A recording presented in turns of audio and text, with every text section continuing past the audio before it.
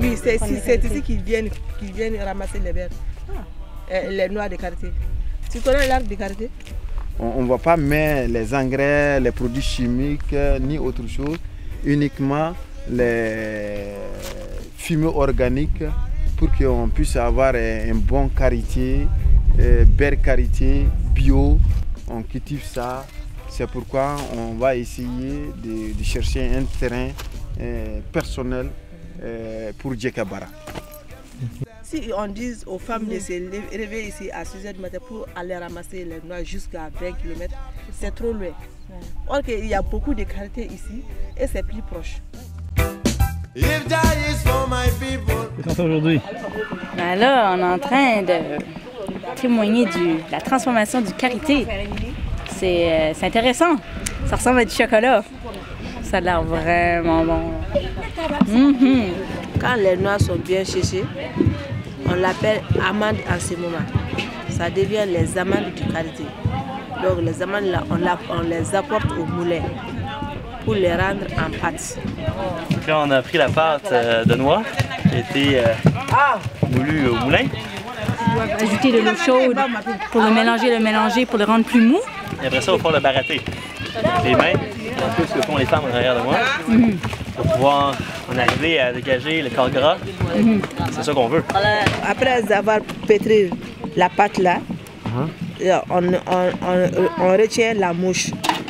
Bon, quand on a la mouche là, il faut ajouter de l'eau sur la mouche pour le laver. Après ça, ils vont faire des genres de boules blanches avec le gras du karité. Ça se trouve avec quoi? Ça c'est le corps gras qui est sorti. C'est la mouche comme ça? C'est la mouche. Ah, c'est la mouche. C'est la mouche. Là, on va mettre ça dans la marmite pour le faire chauffer. On laisse décanter un peu, refroidir un peu, et puis on filtre. On est en train de filtrer et on fait la mesure en même temps. À l'emballage maintenant. Le verre de quartier. Nous allons le mettre dans les petits conteneurs là pour les emballer pour l'acheminer. Wow. Mais c'était fascinant, vraiment, de voir ça, la transformation. Et aussi de voir notre qualité se faire produire. Je pense que ça, vraiment, quand je vais revenir à la maison, de pouvoir dire qu'on était là, qu'on l'a fait avec elle, qu'on a participé à ça. Moi, je trouve ça important. Montrer qu'on a quand même un investissement. On n'est pas là juste pour venir acheter du qualité, on s'investit personnellement dans ça. Parce qu'on y croit, parce que c'est un projet auquel je crois personnellement, qu'on y croit en tant qu'association. Et qu'on est prêt à s'y investir beaucoup, humainement, personnellement. Fait que je trouve ça important qu'on soit là avec elle, qu'on le fasse avec elle. Et là, bon, demain matin, on revient, on va l'emballer. Ça va être prêt pour le départ, une centaine de kilos.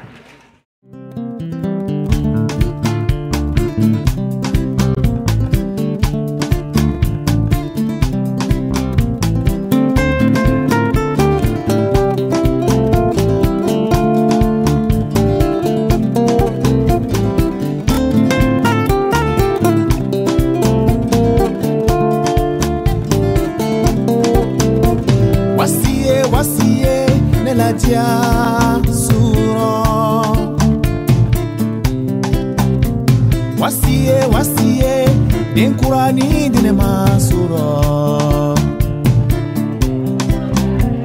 den kurani yorobe kera wasiye